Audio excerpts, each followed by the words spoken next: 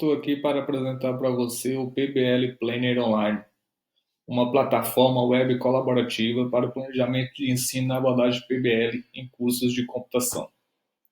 O objetivo da ferramenta é facilitar o processo de planejamento na abordagem PBL, principalmente o planejamento colaborativo, com membros que estão em locais diferentes, que possam trabalhar colaborativamente em locais e horários diferentes. Beleza? Aqui aparece uma página inicial onde tem um guia sobre a ferramenta, você pode acessar, tem as informações básicas sobre a ferramenta e como utilizá-la. Para realizar o planejamento, você vai acessar a área de planejar. Para acessar a área de planejamento precisa estar autenticado, Você pode fazer o login com a conta do Google.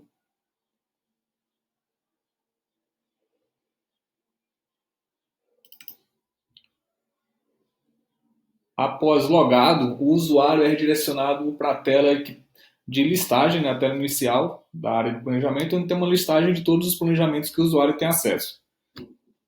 Lembrando que o usuário só tem acesso aos planejamentos que ele criou ou que alguém compartilhou com ele.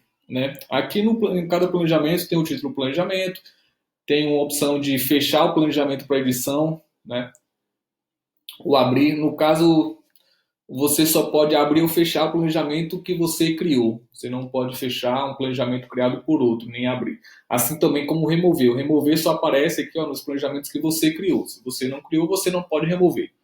E aí você pode editar um planejamento que esteja aberto para edição ou pode visualizar um que já esteve fechado. Quando é que faz sentido fechar um planejamento? Quando você concluiu. Concluiu o planejamento, acho que não precisa mais mexer, eu vou fechar para evitar que alguém mexa e bagunce o planejamento. Beleza? Assim também você pode criar um novo. Então vamos criar um novo planejamento aqui. É um nome só de tutorial. Quando você cria um planejamento, vem para essa tela aqui de preenchimento do planejamento, que é no formato de um canvas. Esse canvas é chamado de PBL Canvas, ele contém 11 campos.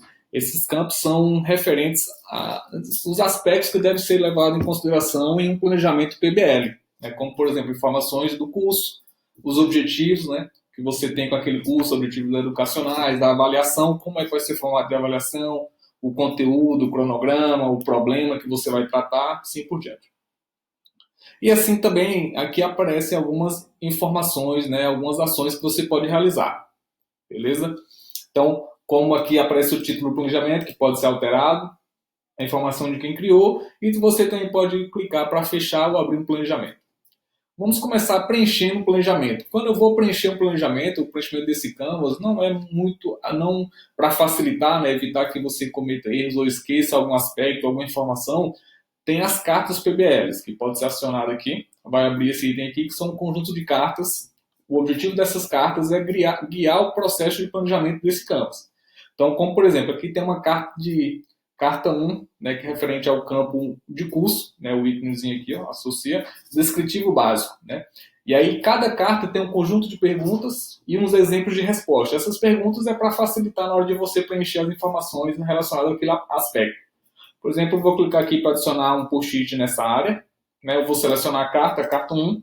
Aqui eu preencho algumas informações. Qual a área de atuação? Vamos lá, um curso na área de computação. Qual a modalidade? Presencial. Pergunta 3. Qual o nome do curso? Vamos ver que é um curso de engenharia de software. Engenharia de software básico. E assim por diante. Então, para cada pergunta que você vai respondendo, automaticamente ele já vai colocando um númerozinho aqui referente à resposta daquela pergunta. Ok? E aí você pode salvar, o post-it vai ser salvo aqui. A ideia é que a gente preencha todas as perguntas. Aqui eu preenchi só 3 de exemplo, só para exemplificar. Após ter preenchido aqui, eu posso continuar editando ele. Eu posso abrir o modal para editar ou editar diretamente aqui. Por exemplo, posso responder a pergunta 4 aqui. Qual o nível? Graduação, pegando o exemplo A, beleza? Também, quando você coloca o mouse em cima do post-it, ele te traz algumas informações complementares, como o background, eu posso alterar a cor de fundo, colocar um verde. Eu posso remover o post-it, clicando aqui ele vai perguntar se eu confirmo ou não, vamos cancelar. Aparece um botão de informações, onde tem quem criou e o último que alterou o post-it. Também aparece uma bandeirinha aqui que eu posso, para mim marcar um post-it que ele precisa ser revisado. Ah, eu preenchi um post-it, mas eu quero que outro professor revise. Eu marco aqui, ele vai ficar destacado aqui. Ó. É um post-it sinalizado para revisão. Quando o outro professor acessar, ele vai revisar e marcar aqui post-it revisado. Aí o item aqui sai.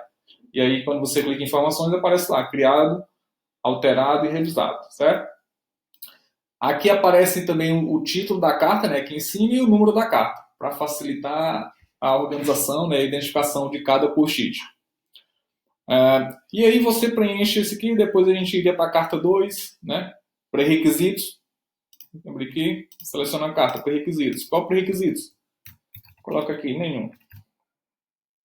Salvou, ok. Objetivos, né, e assim por diante. Ele vai seguindo aqui a ordem das cartas. Né, a carta tem um íconezinho que associa a cada campo. Beleza? Por exemplo, vamos aqui para a carta 10. Captação e seleção do problema. A primeira pergunta, como será feita a captação das oportunidades? Eu posso vir, marca aqui carta 10, a primeira pergunta, eu vou lançar um edital público para captação dos problemas. Tá? Como esse edital público é a forma de captar, alguém vai ter que fazer. Então, acaba que isso acaba sendo também uma tarefa. Alguém vai ter que criar esse edital e publicar.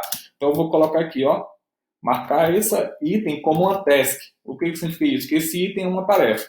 Depois a gente vai pegar esses itens que estão marcados como tarefa, por exemplo, e jogar lá num Trello, para ser monitorado, né, acompanhado por meio de um Trello. Beleza? Então, vou fechar as cartas aqui. Voltando aqui para cima, ele aparece mais algumas opções, como o de zoom. Né? Eu posso aumentar o zoom aqui, quero dar um destaque no maior campo. Vou voltar. Posso arrastar, diminuir, ver alguma parte específica que eu quero destacar. Aqui em cima também vai aparecer as informações dos usuários que são colaboradores naquele planejamento. Os usuários online aparecem com um destaquezinho, a bola verde. As cartas, aparece a opção de compartilhar, criar um novo, de ver o guia.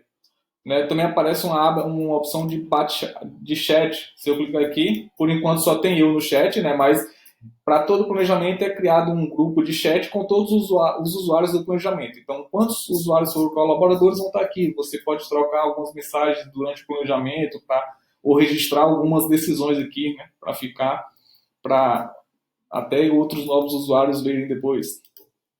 E aparecem algumas outras opções aqui, como por exemplo, tela cheia. Vai abrir a tela cheia aqui. Voltou. Eu posso exportar o planejamento no formato de um plano de ensino, eu posso exportar o meu Canvas no PDF e eu posso enviar as tarefas para o Trello. Então, quando eu clico aqui em enviar tarefas para o Trello, né, eu tenho que autorizar o meu Trello a fazer a integração com o PBL Pleno Online. Isso só preciso fazer uma vez. Aqui, como eu não fiz nenhuma vez ainda, ele vai pedir aqui, ó, tem que acessar o token do Trello. Então, você clica aqui, vai abrir o Trello, você tem que estar autenticado no Trello, ele vai pedir para você dar permissão. Se você dá permissão, ele gera aqui essa chave, você copia essa chave, né, e coloca aqui. Ok? Aí ele vai enviou as tarefas para o Trello. Beleza? Depois, se você for acompanhar no seu Trello, todos os itens que você tiver no planejamento marcado com a hashtag task estão lá no seu Trello. Então, vai facilitar depois você fazer o controle, acompanhamento e gestão dessas tarefas. Beleza? Então, esse é o processo aqui de utilização dessa ferramenta do PBL Pleno Online para a realização do planejamento de ensino.